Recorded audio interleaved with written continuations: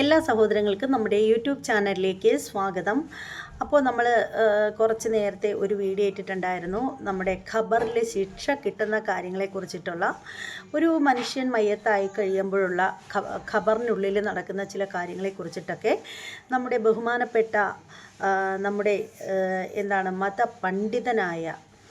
പണ്ഡിതരിൽ വച്ച് പണ്ഡിതരായ നമ്മുടെ നൗഷാദ് ബാദ്ഖവി എന്ന് പറയുന്ന അദ്ദേഹത്തിൻ്റെ പ്രഭാഷണം കുറേ ഇട്ടിട്ടുണ്ടായിരുന്നു. അപ്പോൾ ലെങ്ത് കൂടിയത് കൊണ്ട് നമ്മളത് 2 ഭാഗമായിട്ടാണ് ഇടാനായിട്ട് തുടങ്ങിയിരിക്കുന്നത്. എന്തായാലും ഫസ്റ്റ് ഭാഗം നമ്മൾ ഇട്ട് കഴിഞ്ഞിട്ടുണ്ട്. ഇനി ഫസ്റ്റ് ഭാഗം കണ്ടു കഴിഞ്ഞാൽ എല്ലാ സഹോദരങ്ങൾക്കും ഈ സെക്കൻഡ് പാർട്ടിലേക്ക് കൂടി സ്വാഗതം. അപ്പോൾ എന്താണെന്ന് വെച്ചാൽ അദ്ദേഹം പറയുന്ന കാര്യങ്ങൾ അത് കേട്ട് കഴിയുമ്പോൾ എല്ലാവരുടെ മനസ്സിനും ഒരു കുളിർമ കിട്ടുന്നതായിരിക്കും. അദ്ദേഹത്തെ ഫോളോ ചെയ്ത് പോകുന്നവർക്ക് എന്നും പുണ്യം കിട്ടും എന്നുള്ള കാര്യത്തിൽ തീർത്തും ഒരു തർക്കവും വേണ്ട. ഞാൻ എന്തായാലും അദ്ദേഹത്തിൻ്റെ പ്രഭാഷണങ്ങളൊക്കെ കേൾക്കാറുണ്ട്. എല്ലാം ഒന്നും കേൾക്കാറില്ല, ചിലതൊക്കെ, കാരണം എനിക്ക് സമയമില്ല. നല്ലത് ആര് പറഞ്ഞാലും ചെയ്താലും കേൾക്കുകയും കാണുകയും ചെയ്യാൻ ഇഷ്ടപ്പെടുന്ന ഒരു വ്യക്തി എന്നുള്ള നിലയിൽ, പിന്നെ പോരെങ്കിൽ എൻ്റെ സബ്സ്ക്രൈബേഴ്സ് മുഴുവനും ഈ പറയുന്ന മതവിഭാഗത്തിൽപ്പെടുന്ന ആളുകളായതുകൊണ്ട് അവർക്കുള്ള ഇഷ്ടവും കൂടി നോക്കേണ്ടത് എൻ്റെ ഒരു കർത്തവ്യവും കൂടിയാണ്. അപ്പോൾ അതുകൊണ്ട് തന്നെ ഞാൻ ഈ ഒരു സെക്കൻഡ് പാർട്ട് കൂടി നിങ്ങൾക്ക് മുന്നിലേക്ക് സമർപ്പിക്കുകയാണ്. അപ്പോൾ നമുക്ക് അദ്ദേഹം പറയുന്ന ബാക്കി കാര്യങ്ങളൊക്കെ കേട്ടിട്ട് വരാം. ഒരു നിമിഷം.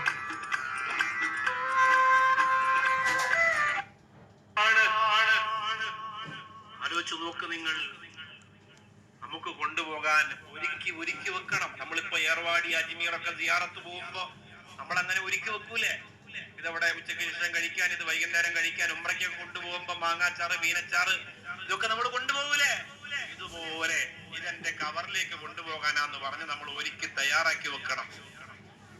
അങ്ങനെ വെക്കണം. അങ്ങനെ കൊണ്ടുപോയിട്ട് ജീവിതത്തെ ആസ്വദിക്കണം. ഖബർ ജീവിതത്തെ ആനന്ദമാക്കണം. മുത്തുനബി സല്ലല്ലാഹു അലൈഹി വസല്ലം തങ്ങൾ സഹാബത്തിനോട് പറയാണ്, ഖബറിന്റെ അകത്ത് ഏറ്റവും കഠിനകഠോരമായ ശിക്ഷ കിട്ടുന്ന 3 പ്രധാനപ്പെട്ട കാര്യങ്ങൾ പറയാം. ഒരുപാടുണ്ട്, പക്ഷെ അത് 3 അത് എന്തിനെന്നറിയോ പറയുന്നത്? നമ്മുടെ ഖബറ് അയൽവക്കത്ത് കിടക്കുന്ന പുതിയ ഖബറാളിയോട് പറഞ്ഞു കൊടുക്കും, എന്റെ അകത്ത് കിടക്കുന്ന മനുഷ്യൻ ഈ തെമ്മാടിത്തരം ചെയ്തവനാണ്. അതുകൊണ്ട് ഓരോ ദിവസവും ആ ഖബറിനെ ഞാൻ ഞെരുക്കുന്നുണ്ട്, ഓരോ ദിവസവും ആ ഖബറാളിയെ ഞാൻ വേദനിപ്പിക്കുന്നുണ്ട്. അയാളുടെ നിലവിളി കേട്ടിട്ടാണ് എനിക്ക് സമാധാനം കിട്ടുന്നതെന്നും മണ്ണറ പറയുമെന്നാണ് നബി സല്ലല്ലാഹു അലൈഹി വസല്ലം തങ്ങൾ പറയുന്നു.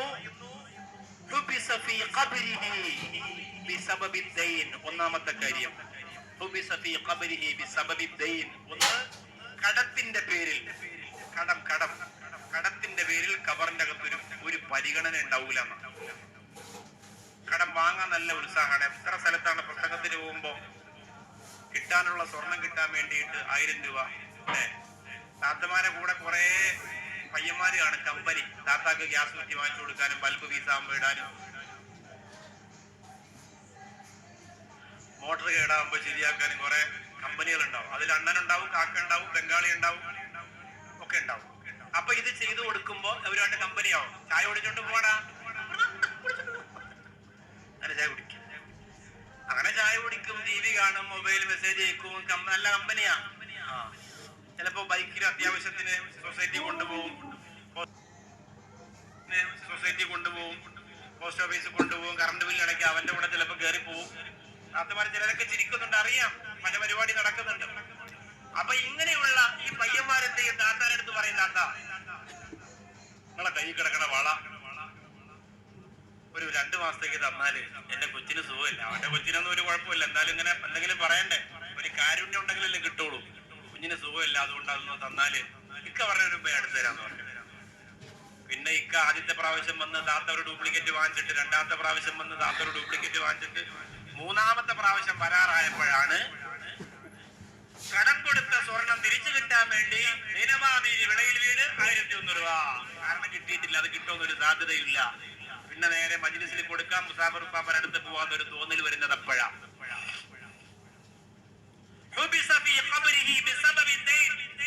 താത്താടേന്ന് വാങ്ങിയാലും കാക്കാടേന്ന് വാങ്ങിയാലും മുസ്ലിയാരെന്ന് വാങ്ങിയാലും മുക്രീരെന്ന് വാങ്ങിയാലും സെക്രട്ടറി എന്ന് വാങ്ങിയാലും അള്ളാഹുവിന്റെ കോടതി പകുതിയിൽ പിടിച്ചു നിർത്തും. ഒരു സമാധാനം ഉണ്ടാവൂല. കടക്കാരനായി മരിക്കുന്നവർക്ക് ഒരു സമാധാനം ഉണ്ടാവില്ല. ഉസ്താദ് ഇങ്ങനെ പറഞ്ഞാൽ നമുക്ക് ജീവിക്കണ്ടേ എന്ന് ചോദിച്ചാൽ പറ്റുന്നിടത്തോളം ജീവിച്ചാൽ മതി. എന്തിനാണ് ഈ കടം? എങ്ങനെയാണ് നിങ്ങൾക്ക് കടം വരുന്നത്? ഒന്നാമത് കടം വരുന്നത് വീട് വെക്കുമ്പോഴാണ്. എന്തിനാണ് അങ്ങനെ കടം മറിച്ച് വീട് വെക്കുക? കടം വീട്ടാനുള്ള കേൾപ്പുണ്ടെന്ന് നിങ്ങൾക്കും നിങ്ങളുടെ കുടുംബത്തിനും തോന്നിയാൽ മാത്രം അങ്ങനെ വീട് വെച്ചാൽ മതി. ഇല്ലെങ്കിൽ ഭാര്യയോട് പറയണം, ഇങ്ങനെയുള്ള വീട് വെക്കാൻ പറ്റൂല, തുറന്നു പറയണം. അവള് പോവില്ല. നിങ്ങൾ എന്തിനാണ് അങ്ങനെ ശാഠ്യം പിടിക്കുന്നത്? സഹോദരിമാര് ഓരോ പുരതാമസത്തിന് പോകും. ഇവിടെ പുരതാമസം എന്നാ പറയാ, പുരവാസ്തു വലി എന്നാ പറയാ, പാലിയാച്ച് എന്നാ പറയാ. പുരവാസ്തു പാലിയാച്ച് മൊത്തത്തിൽ നമ്മളവിടെ അങ്ങനെ തന്നെ പറയാം. കുറച്ച് അങ്ങോട്ട് പോകുമ്പോ അത് പറയുമ്പോ അവർക്ക് ഒരു ചിരിയാ. പാലുകാച്ചൻ അല്ലെ പാലിന്റെ കാച്ചൻ എന്താ, അതാണ് കറക്റ്റ്. പരവാസ്തു വലിയ പാലുകാച്ചന് സൂപ്പർ. അങ്ങനെ അതിന് പോയി നമ്മുടെ പ്രിയപ്പെട്ട സഹോദരിമാര് നോക്കുമ്പോ സീനവാട വീട്ടിലെ സ്റ്റെപ്പ്, സൂറാന വീട്ടിലെ സ്റ്റെപ്പ്, മുകളിൽ റംലാക്ക് ഒരു ഊഞ്ഞാല്, ഇതൊക്കെ കണ്ടിട്ട് ഇവിടെ വന്ന് ഈ പാവപ്പെട്ടോ അവന് മാസം അവൻ എടുത്ത മൊബൈലിന് അടയ്ക്കാനുള്ള പൈസ പോലും അവൻ അവിടെ കിടക്കുമ്പോ അവിടെ വന്നിട്ട് ഇങ്ങനെ രാത്രി എന്നിട്ട് നിങ്ങൾ ഇങ്ങോട്ട് ശ്രദ്ധിക്കുന്നുണ്ടാ ഞാൻ പറയണത്? നീ പറഞ്ഞിട്ട് എന്നാലും നമുക്കൊരു വീട് വെക്കണ്ടേ? നമുക്ക് ഈ മഴ പെയ്യുമ്പോ വീഴുന്നത്, എലി എടുത്താടി ഓടുന്നതും പെരിച്ചാടി വരുന്നതും വീട് മതിയോ എന്ന് ഇങ്ങനെ ഭർത്താവിനെ കുറ്റപ്പെടുത്തി ഗതികെട്ട് അയാൾ എന്ത് ചെയ്യും?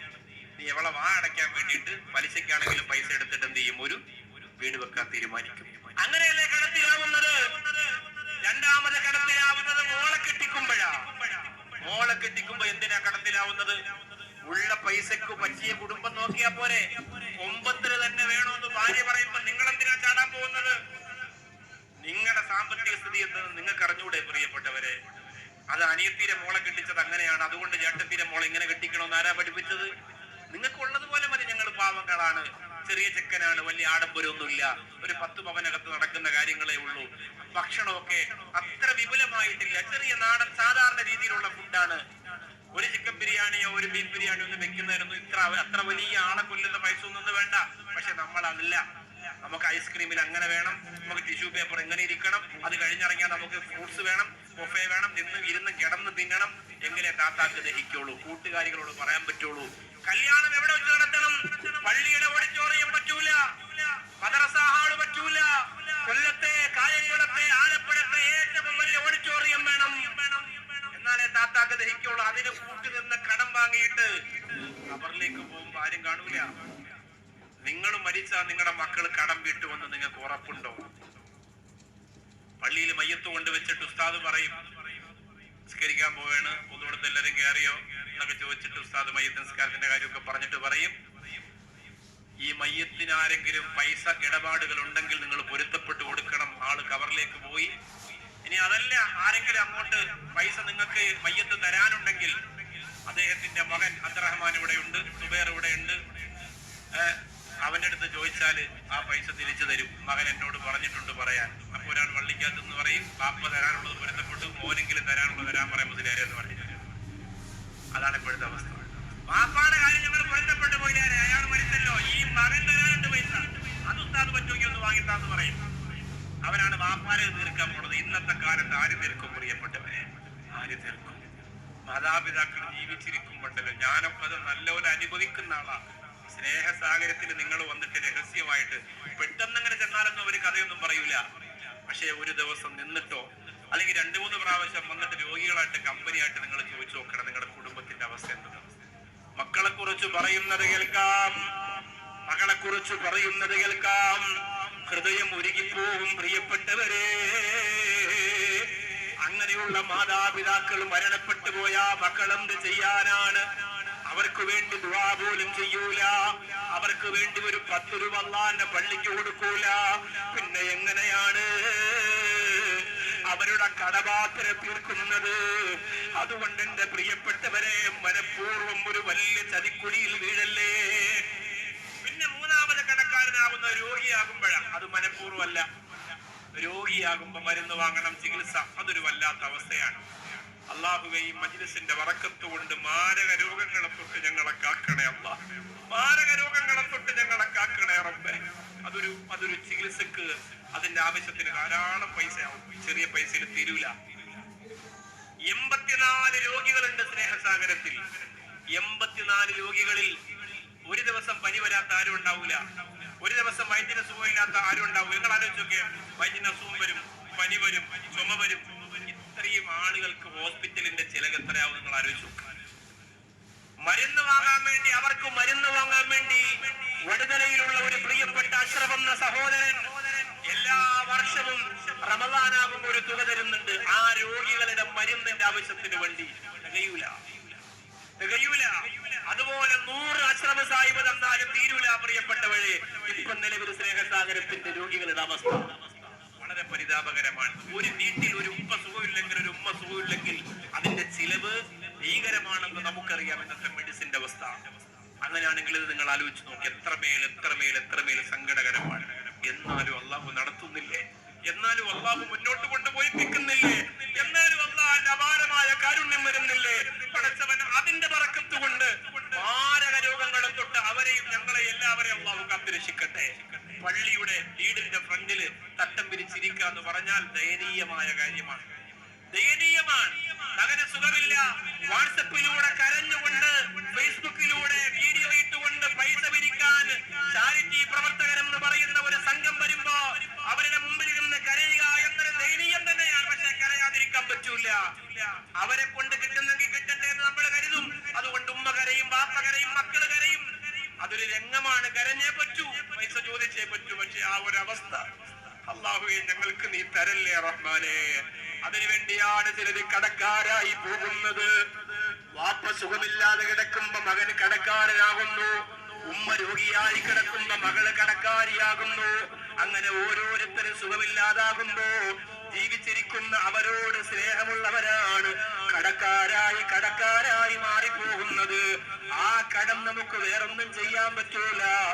എന്നാലും കടക്കാരായി മരിച്ചാൽ മസ്ജിദുൻ നബവിയുടെ തിരുമുമ്പിൽ നിന്നാണ് അല്ലാഹുവിന്റെ റസൂൽ ഇറങ്ങിപ്പോയത്. ഈ മയ്യത്തിന് കടമുള്ളത് കൊണ്ട് ഞാൻ നിസ്കരിക്കൂലെന്ന് നബി മുഹമ്മദ് മുസ്തഫ സല്ലല്ലാഹു അലൈഹി വസല്ലം. ആകെ പ്രതീക്ഷ നമുക്ക് അല്ലാഹുവിന്റെ ഹബീബ് സല്ലല്ലാഹു അലൈഹി വസല്ലമാണ്. ഖബറില് മരിക്കുമ്പോ, ഖബറില് പരലോകത്ത് ഒക്കെ, മിസാനില് അതുപോലെ സിറാത്തിലൊക്കെ പ്രതീക്ഷ അവരാണ്. ആ പ്രതീക്ഷ നമ്മൾ കടക്കാരനായി മരിച്ചാൽ അസ്ഥാനത്തായി പോകും. ആ പ്രതീക്ഷ നമ്മൾ കടക്കാരനായി മരിച്ചാൽ അസ്ഥാനത്തായി പോകും. പാവക്കറ കണ്ട് പിണങ്ങല്ലേ നൂറേ, പാദം വിറ കൊണ്ട് പകരുന്നു താനേ, പാവിയാണേ ഞാൻ കരളിന്റെ കരളേ, പാവിയാണേ ഞാൻ കരളിന്റെ കരളേ, പാതി വഴി എന്നെ മടക്കല്ലോ തേനേ. അല്ലാഹുവേ ഞങ്ങളാകെ പ്രതീക്ഷ പുന്നാര ഹബീബ് നബി മുഹമ്മദ് മുസ്തഫ സല്ലല്ലാഹു അലൈഹി വസല്ലമ തങ്ങളാണ്. എത്രയോ ഖബറിന്റെ അകത്തേക്ക് മുത്തു ഹബീബ് ഇറങ്ങിക്കിടന്നിട്ടുണ്ട്. ഈ ഖബറിന് ശിക്ഷിക്കരുതെന്ന് അള്ളാഹുവോട് പറഞ്ഞിട്ടുണ്ട്. എന്നാൽ പാവപ്പെട്ട ഞങ്ങള് കുടുംബത്തിന് വേണ്ടി, മക്കൾക്ക് വേണ്ടി, വീടിന് വേണ്ടിയൊക്കെ കടങ്ങൾ വാങ്ങിപ്പോയല്ലോ. അല്ലാഹുവേ കടം തീരാതെ മരിപ്പിക്കല്ല റബ്ബേ. അതുകൊണ്ട് അനാവശ്യമായ കടം നമ്മൾ വരുത്തി വെക്കരുത്. കേൾക്കാൻ ഒരു സുഖം തോന്നുന്ന കടമായിരിക്കണം. ഇത് കല്യാണത്തിന് എല്ലാ ചെറുപ്പക്കാരും പലിശയ്ക്ക് പൈസ കൊടുക്കും, കടം വാങ്ങിക്കും. എല്ലാ ചെറുപ്പക്കാരും. അവൻ അതിന്റെ ആവശ്യമില്ല, പക്ഷെ അടിച്ചു പൊളിക്കണം, അതാണ് പേര്. കൂട്ടുകാർക്ക് പാർട്ടി കൊടുക്കണം. അതുകൊണ്ട് 1 ലക്ഷം രൂപ പലിശക്കെടുത്തു.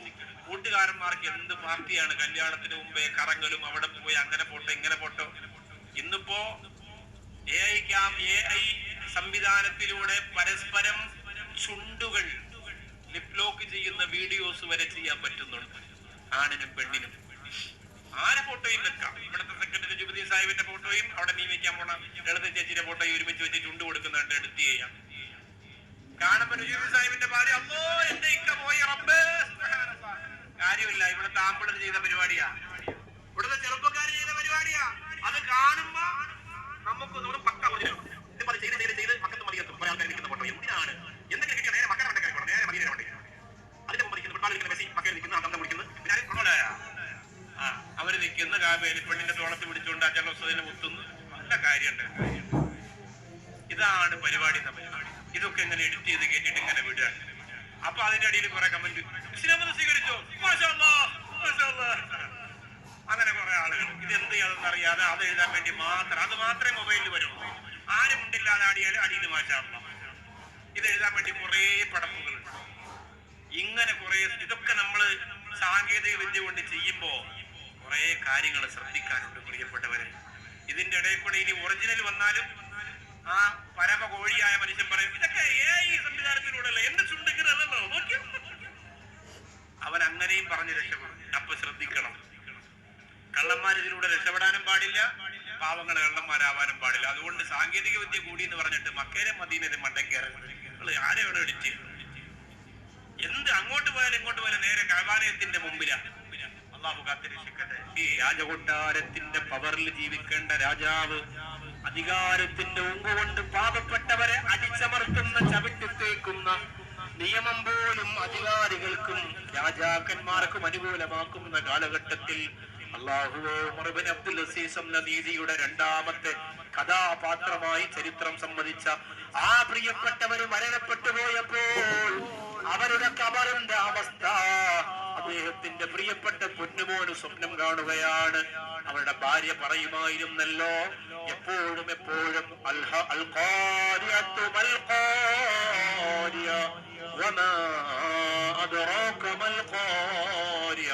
എന്ന സൂറത്തോതുമ്പോ നിസ്കാരത്തിൽ ബോധം കെട്ട് വീടുമായിരുന്നു അത്രേ.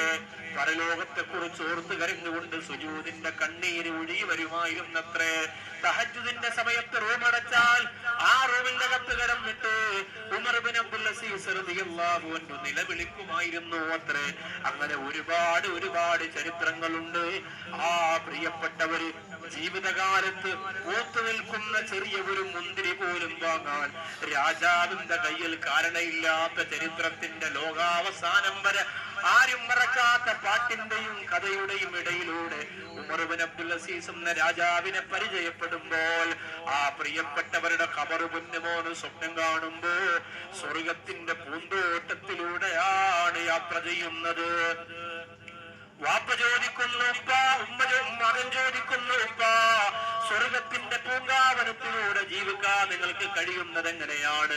ഉമർ ഇബ്നു അബ്ദുൽ അസീസ് റളിയല്ലാഹു അൻഹു പറയുന്നു, എന്റെ ഉമ്മ എന്നെ താരാട്ടുന്ന പോലെ ഖബറിന്റെ ചുവരുകൾ എന്നെ താരാട്ടുന്നുണ്ട്. എന്റെ ഉമ്മ പാട്ടുപാടുന്ന പോലെ ഖബറിന്റെ ചുവരുകൾ എനിക്ക് താരാട്ട് പാടിത്തരുന്നുണ്ട്. അത്രത്തോളം എന്റെ ഖബറിന്റെ അകത്ത് എനിക്ക് സന്തോഷമുണ്ട്. അല്ലാഹുവിനെ സൂക്ഷിച്ചത് കാരണമായി, ഹറാമ് കഴിക്കാതെ ശ്രദ്ധിച്ചത് കാരണമായി അല്ലാഹുവിന്റെ അപാരമായ സഹായമാണ് എന്റെ ഖബറിൽ എന്ന് ഇസ്ലാമിന്റെ ഖലീഫയായ ഉമർ ഇബ്നു അബ്ദുൽ അസീസ് റളിയല്ലാഹു അൻഹു പറയുമ്പോ എന്റെ ഈ പ്രിയപ്പെട്ട കടുവിനാൽ വന്ന പ്രിയപ്പെട്ട സഹോദരങ്ങളെ, സഹോദരിമാരെ, ശ്രദ്ധിക്കണം. ഖബറിന്റെ ഓർമ്മ വേണം, മരണത്തിന്റെ ചിന്ത വേണം. ദിവസം 20 പ്രാവശ്യം മരണത്തെ ആലോചിക്കുന്നവർക്ക് ഷഹീദിന്റെ കൂലിയുണ്ട് എന്ന് ആയിഷ റളിയല്ലാഹു അൻഹയോട് അല്ലാഹുവിന്റെ ഹബീബ് സല്ലല്ലാഹു അലൈഹി വസല്ലമ തങ്ങൾ പറഞ്ഞിട്ടുണ്ട്. പൊട്ടിച്ചിരിച്ചും കൊണ്ട് നീ നെളിയുന്നു, കടയിൽ കഫൻ തുണി നിന്നെയും തിരയുന്നു എന്ന തഴവ് ഉസ്താദിന്റെ ധ്വനികൾ നിങ്ങളുടെ നെഞ്ചോരം ചേർത്ത് വെക്കുക. അല്ലാഹു അനുഗ്രഹിക്കട്ടെ. This is Europe's highest selling man. അപ്പോൾ ഈ പ്രഭാഷണം എല്ലാവർക്കും ഇഷ്ടപ്പെട്ടു എന്ന് വിശ്വസിക്കുകയാണ്. ഇനി ഇതുപോലെയുള്ള പ്രഭാഷണങ്ങൾ വല്ലതും നിങ്ങൾക്ക് കേൾക്കാൻ താല്പര്യമുണ്ടെങ്കിൽ നിങ്ങൾ തീർച്ചയായും കമൻറ്റ് ചെയ്യുക വേണമെന്നുള്ളവർ. അപ്പോൾ നിങ്ങളുടെ കമൻറ്റിനനുസരിച്ചായിരിക്കും ഞാനിങ്ങനെയുള്ള വീഡിയോകളൊക്കെ അപ്ലോഡ് ചെയ്യുന്നത്. കാരണം എന്താണെന്ന് വെച്ചാൽ ഇത് റിയാക്ഷൻ വീഡിയോ ചാനലാണ്. അപ്പോൾ എൻ്റെ ദൗത്യം എന്ന് പറയുന്നത് റിയാക്ഷൻ വീഡിയോകൾ കൂടുതലായിട്ട് ചെയ്യുക എന്നുള്ളതാണ്. അപ്പോൾ ഇങ്ങനെയുള്ള വീഡിയോകളൊക്കെ ചെയ്യുന്നത് ഞാൻ എന്തിനാണെന്ന് വെച്ചാൽ എൻ്റെ സബ്സ്ക്രൈബേഴ്സിൻ്റെ സംതൃപ്തിക്ക് വേണ്ടിയിട്ട് കൂടിയാണ്. അപ്പോൾ എന്തായാലും ഇത്തരത്തിലുള്ള വീഡിയോ വേണമെന്നുള്ളവർ കമൻറ്റ് ചെയ്തേക്കണം കേട്ടോ. കമൻറ്റ് ചെയ്യുന്നതിൻ്റെ അടിസ്ഥാനത്തിലായിരിക്കും ഞാനിങ്ങനെയുള്ള വീഡിയോകളൊക്കെ ചെയ്യുന്നത്. എന്തായാലും നേരത്തെ ഞാനിങ്ങനെ ഒരു വീഡിയോ ചെയ്തതിൻ്റെ ബാക്കി പാർട്ട് വേണമെന്ന് എല്ലാവരും പറഞ്ഞിട്ടുണ്ടായിരുന്നു, കുറേ ആളുകൾ പറഞ്ഞിട്ടുണ്ടായിരുന്നു. പക്ഷേ അതിൻ്റെ ബാക്കി ഞാൻ ഇട്ടിട്ടുണ്ടായിരുന്നില്ല. അത് നാളെ തന്നെ ഇടുന്നതായിരിക്കും. ഞാനിപ്പോൾ കുറച്ച് തിരക്കൊക്കെ ആയിപ്പോയി. ശരിക്കും ഒന്നിനും സമയം കിട്ടിയിരുന്നില്ല. ഇന്നത്തെ ദിവസം പോലും എനിക്ക് വേറെ വീഡിയോകളൊന്നും സെറ്റ് ചെയ്യാനുള്ള സമയം കിട്ടിയിരുന്നില്ല. ഞാൻ ഭയങ്കര ബിസിയായിരുന്നു. ഇപ്പോൾ 2-3 ദിവസമായിട്ട് കൊച്ചിയിൽ ആ ഒരു പ്രോഗ്രാമിൻ്റെ പേരിൽ പോയി. പിന്നെ അതിന് ശേഷം വന്നതിന് ശേഷവും പല പല കാര്യത്തിനായിട്ട് അങ്ങോട്ടും ഇങ്ങോട്ടും ഒക്കെ പോവേണ്ട ഒരവസ്ഥയിലേക്ക് വന്നിട്ടുണ്ടായിരുന്നു. അപ്പോൾ ഇന്നും ഇതുപോലെ എനിക്ക് ഒട്ടും സമയമില്ലാതിരുന്നിട്ട് അപ്പോൾ ഞാൻ ഓർത്തു ഇപ്പോൾ കുറേ ദിവസമായിട്ട് വീഡിയോ ഒന്നും ചെയ്യുന്നില്ലല്ലോ. അന്ന് ആ ഒരു വീഡിയോയുടെ ബാക്കി ഭാഗം വേണമെന്ന് പറഞ്ഞിട്ട് അത് ഇടാൻ പറ്റിയില്ല. ഞാൻ ഇടാമെന്ന് എല്ലാവർക്കും വാക്ക് കൊടുത്തതാണ്. അപ്പോൾ അത് തന്നെ ചെയ്യാമെന്ന് പറഞ്ഞിട്ട് ആണ് എടുത്തത്. അപ്പോഴാണ് ഈ ഒരു വീഡിയോ എൻ്റെ ശ്രദ്ധയിൽപ്പെട്ടത്. അപ്പോൾ ഇന്നത്തെ ഒരു കാലഘട്ടത്തിൽ എല്ലാവരും കേൾക്കേണ്ട ഒരു വീഡിയോ ഇതായിരിക്കും എന്നെനിക്ക് തോന്നി. അതുകൊണ്ട് തന്നെയാണ് ഞാൻ ഈ വീഡിയോ ഇട്ടത്.